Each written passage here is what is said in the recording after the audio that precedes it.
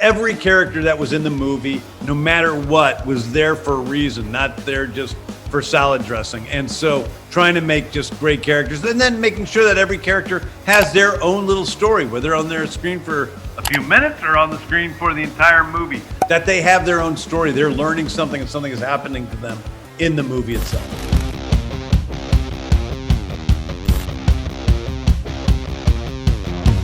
En esta nueva misión de The Suicide Squad, veremos varias caras conocidas como la de Harley Quinn o Rick Flag. Pero al equipo también se unen nuevos miembros con poderes e historias fuera de lo común. Después de 5 años, desde el estreno de la primera entrega, nuestro equipo favorito de villanos vuelve a la acción para enfrentarse a una amenaza que pondrá en jaque al mundo y solo un montón de criminales puede enfrentar. Dirigida y escrita por James Gunn, promete ser una cinta llena de acción, violencia, chistes incómodos, humor negro y muchos momentos épicos. En varias ocasiones, Gunn ha dicho que algunos personajes fueron escritos teniendo en mente un actor. Así que les quisimos preguntar cuáles fueron las cualidades que ellos creen que el director vio en ellos para escribir a ciertos personajes y darles finalmente el papel. I think that, it's like you need a good coach. And I think James Gunn is a wonderful coach. He knows who to put where. You don't put Shaquille O'Neal on the three-point line. You put him down deep so he can dunk nasty. And I think he selected me because, yes, there's a side of me that's extremely sexy, Greta. Extremely. Highly sexy. To the 45,000th degree. And this is the section of me that he said, listen, ignore all of that other dumb shit you do. Just be hot, spin a stick, shut up, and say the lines. He said none of that. It was a wonderful experience. Él me comentó en algún momento que él vio una serie en la que yo trabajé, donde hago ahí a un personaje bastante peculiar, porque es un narcotraficante, pero al mismo tiempo no es radicalmente el prototipo del hombre, del sicario asesino, ni nada por el estilo. Entonces creo yo que le gustó un poco esa ambigüedad de un personaje que puede tener un rostro como el mío, que es adusto, que puede ser así muy agresivo, pero al mismo tiempo lo puede dotar de una cierta sensibilidad o de una cierta humanidad. Creo yo que es parte de lo interesante de los personajes que James Gunn construye. I don't know. I know he's seen me in a movie called In the Loop, which was like a political comedy with James Gandolfini, and I think the character I played there was a political character who had a very aggressive streak in him, but was also very smart. So I think it was that. I think it was a combination of aggression and intelligence that I think he liked. Let's meet your team. We're all gonna die. Margot, you have played Harley Quinn across 3 different movies with 3 different directors. She was in a relationship and then she found herself, and now she's in a new mission with a whole new squad. So everything has changed for Harley Quinn. But what has been different on you as Margot for this particular journey with Harley?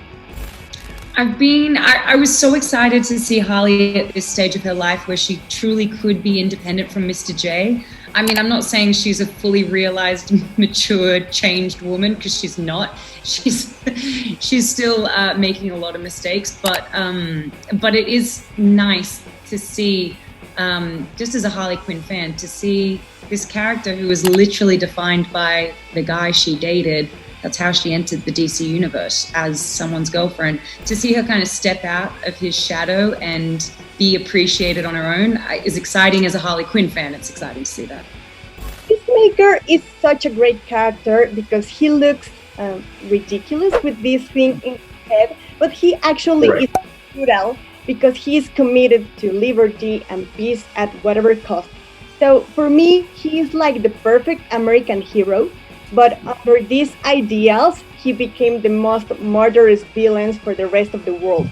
So what do you think about this, that he's a hero for some people, but he's such a villain for, among others? So there's a lot to take away from that question. It's a very interesting perspective. I think Peacemaker is heavily conflicted, and the description of his character, someone who loves peace so much he's willing to kill to get it, is an immediate contradiction in terms. And if viewers and fans of the Suicide Squad take away a geopolitical perspective that that literally is their right to see that opinion. It's a very interesting one that you brought up. To me, the core was that contradiction in terms. I think that's quite interesting.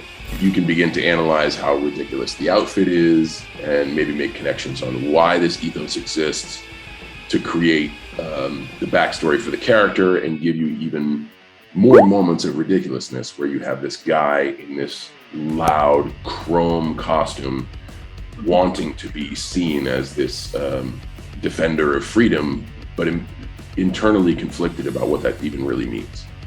El mundo de superhéroes y supervillanos que vemos en la pantalla casi siempre tiene un origen específico, y son los cómics.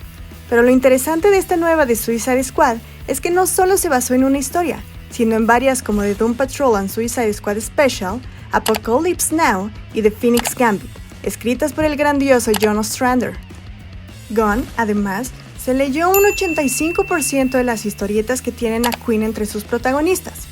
Pero también hay algunas otras referencias como los videojuegos con títulos como Batman Arkham City y la misión de Harley Quinn's Revenge. Sin embargo, la verdadera duda es si a pesar de sus motivos de historias de origen, lograrán alcanzar su objetivo y cuántos llegarán hasta el final. We can be perfect all the time, and there is no such thing as a perfect creator or a perfect director. I think it's impossible. And what I love the most about your Suicide Squad is that any of these characters are perfect. They are lost and the world rejects them over and over again. But at the end, these imperfections and these bad decisions and not following the rules are the way to their redemption. So I would like to talk about this idea of redemption in these characters. Well, I think that, you're exactly right. We have a bunch of characters who have not really gotten a fair shake in life. They've been pretty brutally mistreated by a lot of different people and had a lot of bad things happen to them. And they've also made a lot of very bad choices in their lives that have led them into being in prison, which is not great. I mean, even Ratcatcher 2, who is the sweetest of all of them, still robbed a bank to get there. But I think seeing this and having these, they're just, I think, versions of us, all human beings who have all sorts of reasons not to connect with other people, who have all made imperfect choices and bad choices and have done bad things, have a difficult time connecting with each other. And that's who the Suicide Squad is. And this movie is about a moment in which a few connections are made, and those connections actually might be the thing that saves the world. And Daniela, in our culture, the rat is frequently depicted as the villain. Rats are seen as dirty and vicious, and they are rejected and misunderstood and disposable like most of the suicide characters. So I would like to know, how would you describe your character? Because for me, she's very sweet and she's trying to find out what to do with her power. Actually, I never thought in that point of view that you just said, like she's discovering her power, and that's really interesting. I would say that, yeah, she doesn't even know how powerful she is. For me, it could be really a beginning, even like not saying if she survives or not.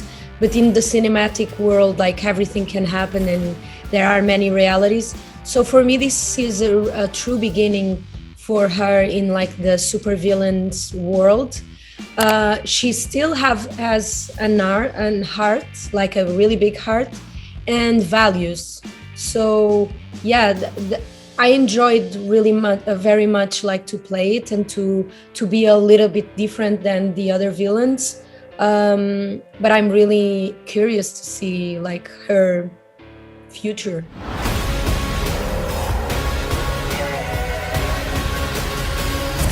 Oh my God, we've got a freaking kaiju up in this shit. Alice, your character is totally new, created by James Gunn. And she's amazing because she's the leader of the Maltese resistance. And I think Sol Soria is the most realistic character in the middle of this incredible and funny and violent chaos. The squad is following orders from the US government, but she's fighting for the right to freedom. So that is great. I think she's a great character. I absolutely loved it when I read this script that James was bringing that storyline into this world, because it brings heart to the movie. It brings, ground to the insanity of the Suicide Squad. And I think it's a great balance. I think it was a wonderful choice that he decided for that, to have a female, character, to be a woman and not a man, being the leader of the resistance of this guerrilla. And she's really, really fighting for the greater good of her people and for her beliefs. And I think it was just a wonderful character to play. It was a challenge to find the right tone, because everyone is so crazy and everything is so insane that to be the normal person, it was a great challenge. We fail the mission, you die. If we find out any information you give us is false, you die. If we find out you have personalized license plates, you die. The Thinker has a great quote in the comics that says, "Supervillains are sad souls in costumes and are waiting you to think they are all dark and..." So I would like to know, what do you think about the Thinker, if he has a sad soul too, and what is he trying to prove to the entire world with this macabre plan and the gigantic alien starfish? I think he has lost his sense of humanity. I don't think he is interested in looking after anybody other than himself. And part of the thing that stimulates him is knowledge. So he has a fascination with science and organics and the growth of bodies and all of these things. And he's a very decadent character. So I think that he's a bad guy. He's just a bad guy through and through, and he's not out there to help anybody. He's out there to look after himself, and also he really gets off on science. He really gets off on experimenting, and he loves the power that brings him. And Polka Dot Man, for me, is the perfect representation for this, And what I think is more interesting about him, besides his mommy issues, is that those polka dots are more a disease than a superpower. So what do you think about this tragic and disturbing situation with your character? For Abner, his whole life, he's not been around anyone who supported or cared for him the way that he deserves. And he's felt completely like an outsider and a failure. And even though he has this really incredible gift, that's become a curse because it eats him from the inside out. But that's not why it's a curse, because obviously, as we see, he can expel the dots and use them for something good. It's because he's suffering so much inside. And once he feels like he has a sense of purpose, they become glorious and powerful, and they give him a sense of purpose. Las películas que forman parte del universo extendido de DC tienen la fama de ser algo oscuras y un tanto serias. Piensen, por ejemplo, en Man of Steel, con el que arrancamos de manera oficial este universo fílmico. Así que podemos imaginar que The Suicide Squad tendrá sus momentos serios al estar influenciada por Ostrander, e incluso habrá algunos momentos un tanto emocionales. Pero lo que sí, considerando que Gunn es el líder de esta misión, es que habrá una carga de violencia explosiva y muchas situaciones incómodas. Así que nos preguntamos si habrá sido difícil mantenerse serio durante el rodaje. I mean, it was so fun. You're right. There were a lot of very funny people and a lot of really good improvisers on this job. John Cena and Fuller in particular. I couldn't keep a straight face. And I honestly think there's like a lot of takes that should have been in the movie, but I ruined it because I burst out laughing because they're so funny. It was hard to keep a straight face a lot of the time. You know, the actors... John and Margot, very funny. Daniela, hilarious. Dismalchian, hilarious. AG, the whole team, really very good actors that, were so believable in their characters. And I was there in the film, watching the film and, trying not to laugh. So that was very challenging. Well, that was probably the hardest thing, was maintaining a straight face, honestly. And none of us did that very well. Most of the times that they had to call cut and send us back to ones or to the top of the scene was because someone laughed, and that happened all day long. There's a great scene in the Osprey, the chopper aircraft kind of airplane hybrid thingy that is deploying the Suicide Squad on this mission at the top of the film, and it was a hilarious couple of days. Bueno, era parte del reto de esta película, ¿no? Conseguir ese tono Creo que eso lo hemos platicado hace unos momentos. El tono es justamente la que la hace muy particular, y es esa comedia dramática, satírica, romántica, que contiene todos los elementos de una buena película. Y no, nosotros trabajamos sobre el principio fundamental del trabajo actoral, que es esto es real, y por lo tanto no nos reímos ante la realidad. The cast are very funny. I mean, John Cena's very funny. Joel Kinnaman is hilarious. And David Desmount, all of them, they're just the one-liners and wisecracks are just great. They're lovely to be around. But yeah, so it wasn't difficult to keep a straight face, because also I have all of this stuff on and my face is somewhat stretched. But they were a great cast to be around.